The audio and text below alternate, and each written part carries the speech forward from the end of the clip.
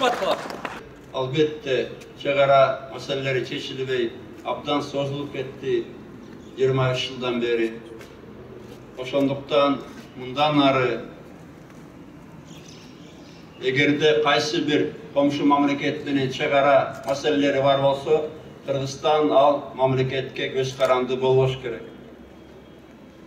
Жол маселеси болобу, газ маселеси болобу, Бишкектен тартып барсак дагы комшу мамлекеттерге эгерде чегара маселеси бар болсо, көз каранды болсо, ушундай маселелер чечилбей жүрө берет, барган сайын жерди алдыра беребиз.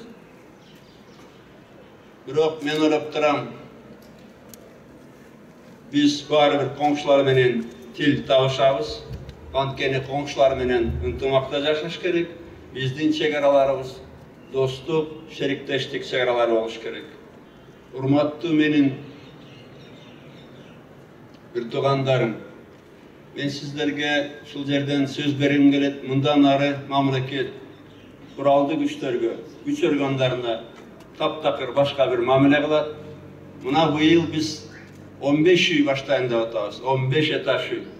Куралдуу күчтөр үчүн, МВД үчүн, күч органдары үчүн. Дароо 15 үй башталат салынып. Албетте, өкмөттө кичине жакшыраак иштеш керек. Ошол 15 үйдүн акчасы келгенине 2 ай болду. Акчасын да алып келдик. Бир токтом чыгарганга шашпай жатышат. Бул албетте кайгыртат. Акчаны да таап келсек, жерин да тапсак, тырнактай бир 3 парак кагазды өкмөт тез эле чыгарып койсо болмок. Анткени биз мурункудай мына 7 жыл сасак болбойт. Ошол 15 үй эмдиги жылы бүтүш керек.